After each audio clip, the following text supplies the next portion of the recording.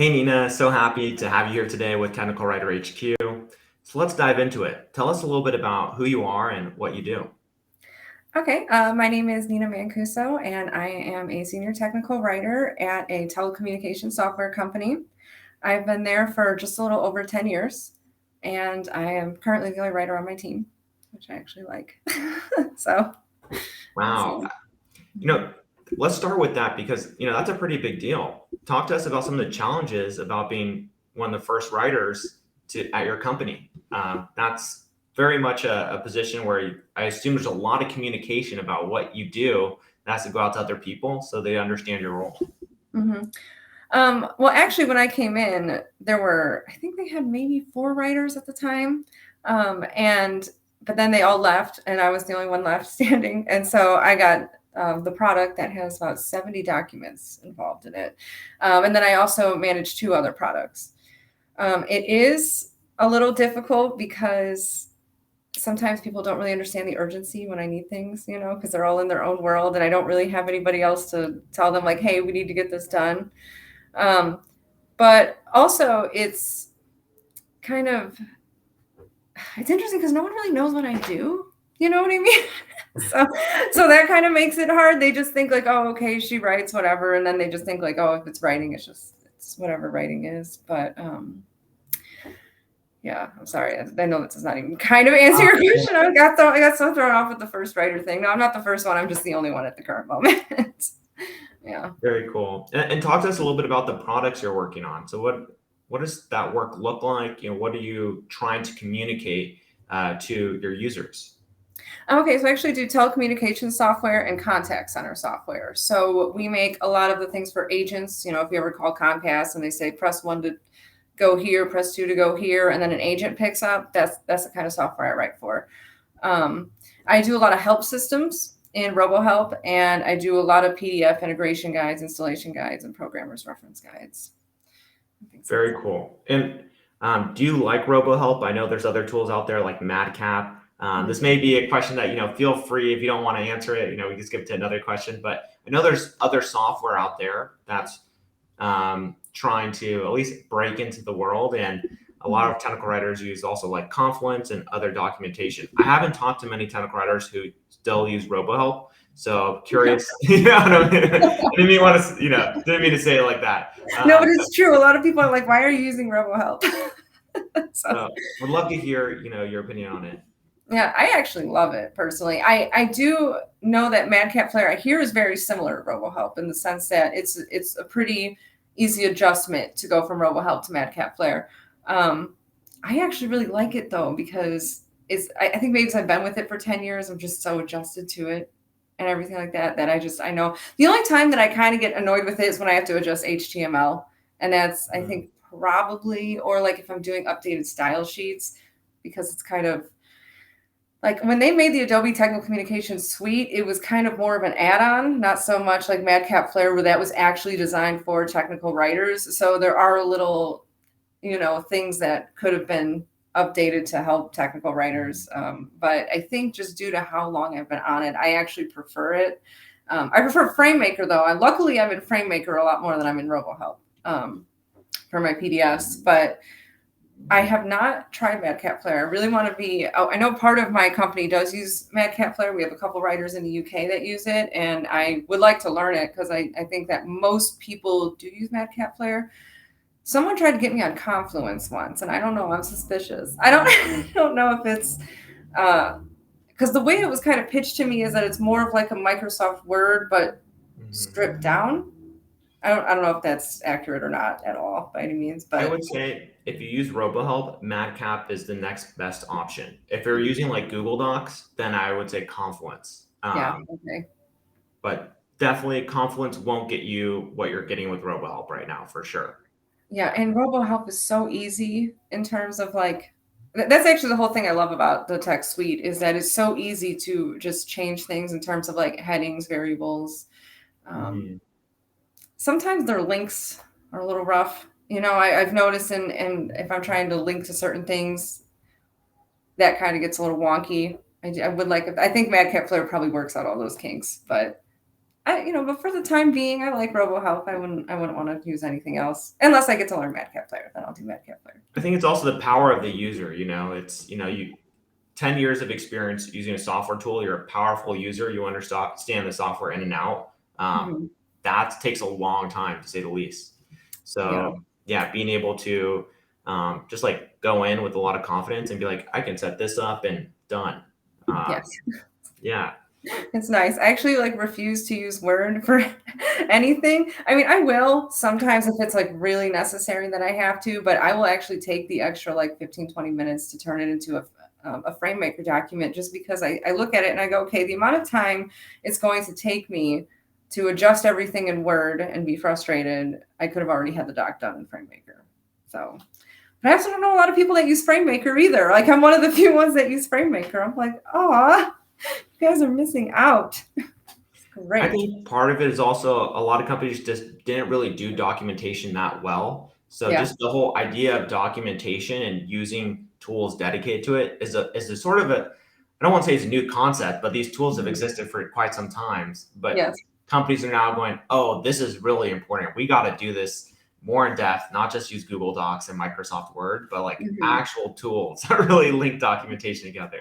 Right. I'm like, it just makes everything so much easier, not only for the writer, but also for, just to have everything streamlined in case that writer leaves. Well, now you have everything in zip file. It's just, I don't know. It just seems like everything's so much easier that way. But I know exactly what you're saying because I have had a lot of people try to convince me to use, like, one time someone tried to get me to learn FrameMaker 6 like 5 years ago. And I'm like, I don't really see the benefit of me learning something that's like 15 years out of date. But that's because a lot of times, yeah, they just don't know. They just don't know. But for the writer, it makes everything a lot easier. Yeah, that's true. Well, would love to talk about also your journey into technical writing. I know we talked a lot about tools, but would love to hear about how you got into technical writing and what was sort of your drive to say like, hey, this is right for me. I actually wanted to be a tech writer in college, which is kind of surprising because I think most people don't know it exists until like they accidentally stumble into it. Which I guess kind of happened in college. I had a professor who said, I'm teaching a tech writing class next semester. You should come to it. And I said, well, I know I don't want to be a teacher and I don't really want to do creative writing. So I'll give it a shot. And I went to that class and I actually really, really liked it. And then I took a tech editing class and I got lucky because my university has the only student chapter of Society for Technical Communication in Illinois, where I went to school at Northern Illinois University, and we had an STC NIU chapter. And so I jumped on that immediately and became the newsletter editor my first year, and then became the vice president the next year on my senior year.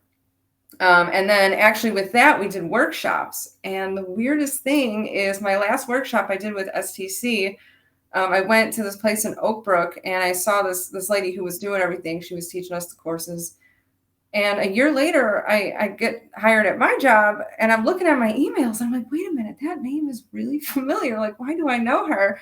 And it turns out the lady who did the STC workshops was actually the woman who I replaced at my job. So that was really very Oh, fate, wow. I felt like. Yes. But I actually was in internet marketing for a year before I got into technical writing. So I got someone on LinkedIn. Yeah, LinkedIn messaged me and they said, hey, we think you'd be good for this.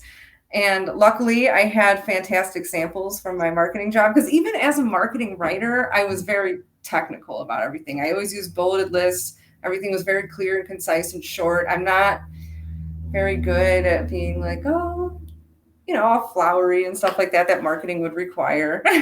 Mhm. And so luckily all those samples I brought to my job interview. And I just remember my boss saying like, wow, look how consistent she is and look how uniform she is and look at how she keeps using bulleted lists. And I was like, oh, thanks. So it was like I really wanted to do it, but I was more looking at the side of building products. So like if someone were to make a fan, I would put the fan together and tell you how to do it. Um, but I fell into the software side of it, and I'm not mad about it at all. I'm not very computer literate, but I really enjoy my job, so it's great. That's very cool. Yeah, it rarely do you hear someone like yourself who has from like an early age just understanding, hey, this is what I want to do. Mhm. Where I've like maybe just a few people I've heard that from. Yeah. with a number of interviews, which is crazy to think about. When I was in college, I didn't even know technical writing was a thing. That was just Right. not on my radar. And Mhm. then even when I worked as like a copywriter, I still hadn't heard of Yeah.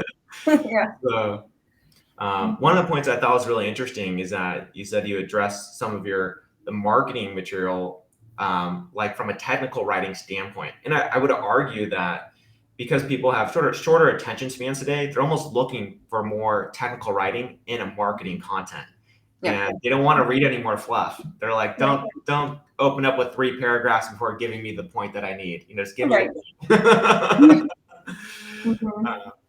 And I think that's also confusing the roles between like what is a content marketer, what is a technical writer, because Yeah. all of our content's moving towards technical writing. What does this mean, right? Yeah. Uh, Mhm. and that sort of brings me to the next question I have for you, which is it's a bit of an open-ended question, and there's a lot there. But what do you think the future of technical writing looks like? There's a lot of new tools. There's a lot of, like we just mentioned, marketing moving to technical writing, things popping up like API writing, people considering whether UX writing is part of technical writing, and so much more. So, Mm. yeah. Well, I don't know what I think necessarily the future is, but I do hope that we can start to define technical writer a little better. Like, because I've had a lot of contract positions ask me like, okay, do you know how to code and program? And I'm like, no, I have no idea how to do any of that, because you don't necessarily, I believe, need to know how to do that in order to write well. And it's I've noticed on a lot of job interviews, a lot of or I guess job postings. I don't really do a lot of job interviews because I'm one of the few actually. Well, not one of the people. I'm very happy that I love my job. So like, but I do sometimes I look around at postings just to see what's going on, and a lot of them are asking for people who can write and have some sort of ability in programming or coding or C sharp. And I'm like, no, like no, let's stop doing that for a second, because it's just as like a programmer knows how to write, but they don't really know how to write in a way that makes people understand what they're saying.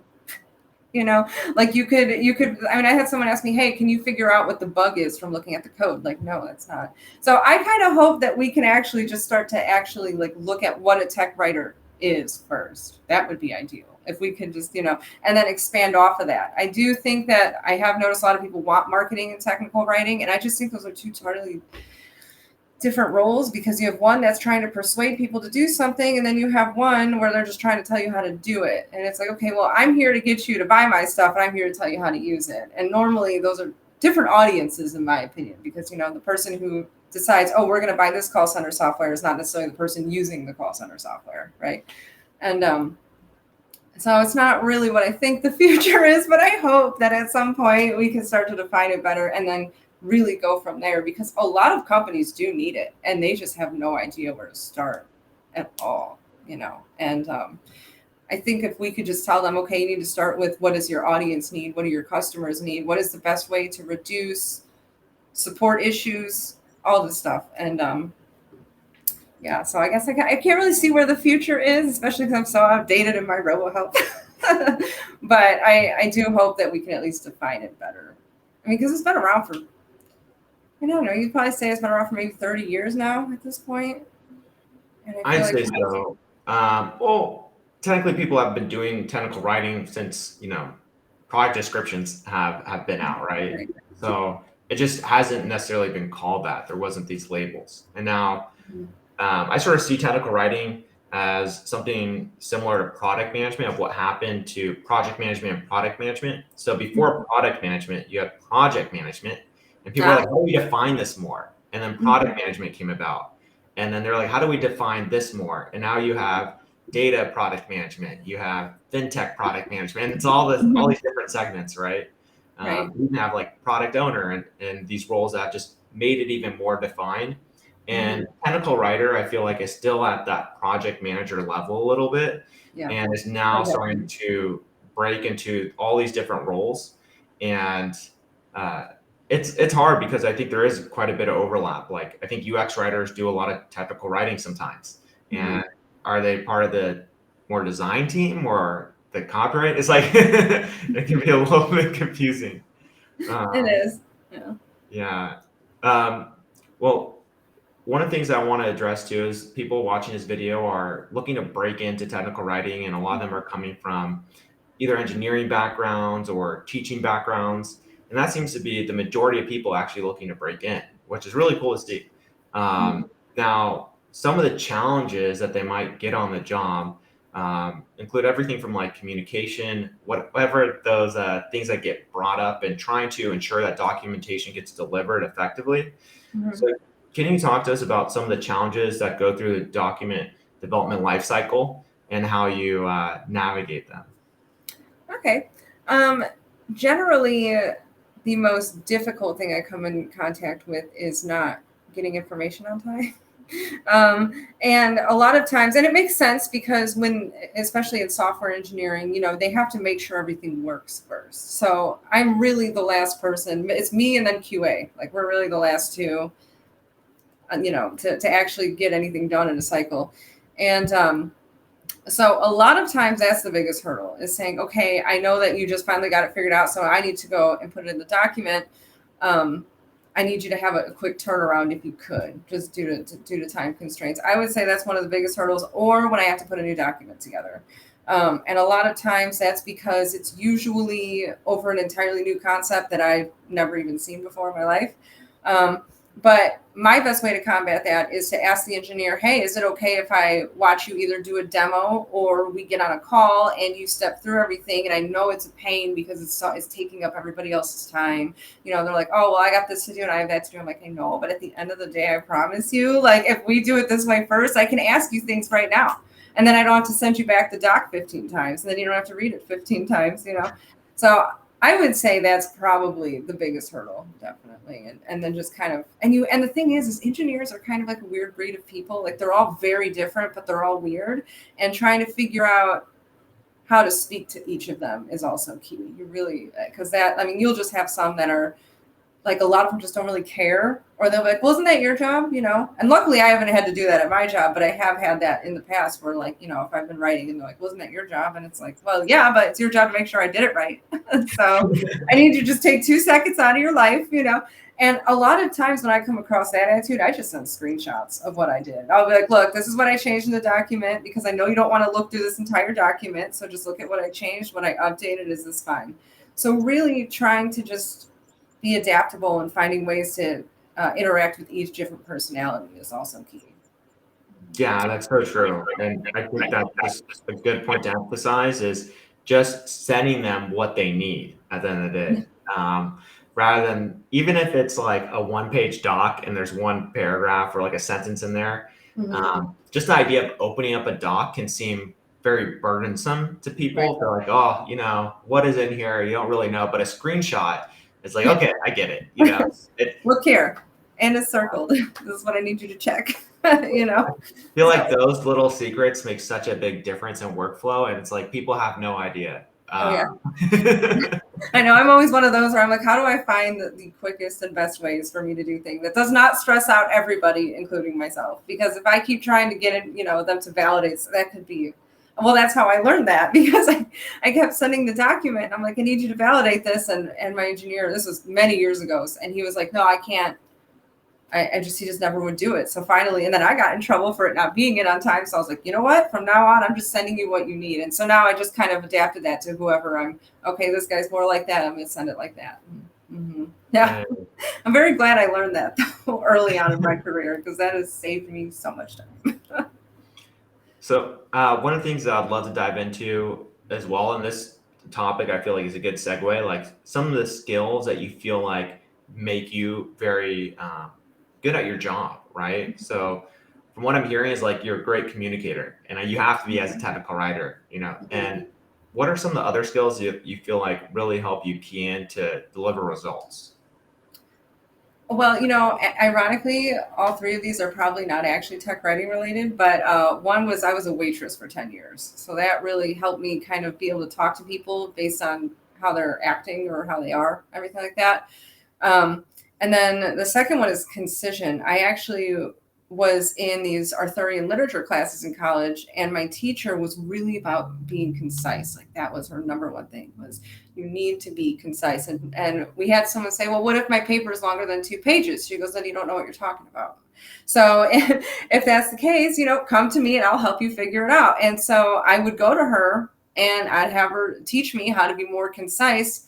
And that has helped tremendously, because I think one of the biggest parts of technical writing is being concise, because, you could look at something and go, like, okay, like for 2 sentences, one says like, oh, the moon started to come up as the stars came out and everything like that. And a tech writer would be like, the sun went down. And so it's like taking, really learning how to take all of that and just putting it into a few words was very key. And then I do a lot of puzzles on my free time. And I feel like that helps me a lot, because like especially with release notes, because release notes are just one giant puzzle to me. It's always like 5 sentences that make no sense. And I just have to look like, okay, I kind of know what you're saying. And I have to like read through the track and try to figure out what exactly they're trying to do and trying to fix. And it's almost like you really are. You're just taking all the pieces and then you got to put them together to make one comprehensive picture that makes sense or looks good or whatever it is. So I would say those actually help me tremendously. Honestly, it's practicing concision and playing with puzzles are like two huge things for me, which I know that's not really tech writing oriented, but it does help. I do think also the ability to, and just what you did here is provide an example of how you can improve a sentence and say, hey, this is how you can just make it concise, and just do that off the top of your head is something I think really good technical writers are able to do. You've looked at enough words that you can just say, right. like that can be said this way, and just and you can do that all day. Yeah. Sometimes it's rough though with those release notes, because I have so many in a row to do it such a short amount of time. I'm like, Yeah. But it's funny because I will actually, sometimes I'll have to ask my boss and be like, I don't know what they're saying. I tried 12 different times to figure it out. So she'll actually go through and show me really quick and I'll change it. And she's like, wow, okay, this is why we pay you. And I was like, oh, thanks. It felt good to know that like I was actually doing my job well, and she was like, wow, I couldn't even like kind of. I was like, it's just. No, that's so funny. But it did feel good because usually, it's a thankless industry. So I felt like especially because I don't have any other writer to really edit my stuff. So I don't really, that's kind of the only feedback I ever get on if I'm actually doing a good job. So I appreciated that. So I'm curious, and I think many people watching this video are too, is that if you were to be expanding your team and hiring another technical writer, what are the qualities that you'd look for? Ooh, somebody who is open to learning. That is number one. And I mean open to like a lot. Sometimes people come into jobs and they think they know better than everybody who's been doing it longer. And I just think that is the number one mistake you can ever make, is because, especially if it's a new field for you, you're going to want to have to be able to learn from somebody who's been doing it for much longer. That's how I learned a lot of things, was when I came in, my boss says, wow, you really listen really well. And you actually do what I tell you. And I'm like, well, yeah, I've been doing this for like 20 years. I assume you probably like know what you're doing more so than me, who just got out of college like a year ago, so that's key, is being able to be open-minded enough to learn. Somebody that's good that can show time management skills, because that is actually the big requirement in terms of, you may not have much to do in the first half of a release, but then you're going to get slammed with so much stuff at the back end. So it's can you handle that kind of time management? Can you utilize your time well so that you're doing something in the first part of the release to actually, help you move everything along at the end? And somebody who is really concise, I would probably have them do like a writing sample, or I would give them, I think I had to take a test. I did. Yeah, I had to take a weird writing test and I think I would probably put somebody through it too, just because I understood why they did it. And I think if you have somebody who likes to write very flowery and things like that, like technical writing is going to be very disappointing for them. So, so I would just like them to make sure that that's what they actually are into. And so I think and I know that not everybody's going to be great at concision out the gate. I think being concise is actually that's a task you have to develop over years and years. But if you're able to at least want to adjust your writing. If you have to really like that style, I'm going to be honest. I think if you really like the poetry, flowery style, you will just hate it. So, but yeah, I would look for somebody who's at least has an idea that they like to be concise. Mm-hmm. Yeah. And ask questions. That's Mhm. key because tech writing is so many questions. Like, they're like, okay, yeah, you did that. Why did you do that? And they're like, well, because that's how it has to run. I'm like, I get it, but why? you know, and I have to ask so many questions, especially because if you get new docs, you got to remember most engineers are forgetting a lot of stuff that is actually important. So somebody who can really look at the full scope and then ask questions and take that initiative and not be afraid to ask questions at all because you're going to have to ask so many questions. Yeah, so true. And if you feel like you're asking a lot of questions, you're probably still not asking enough. Right. Right.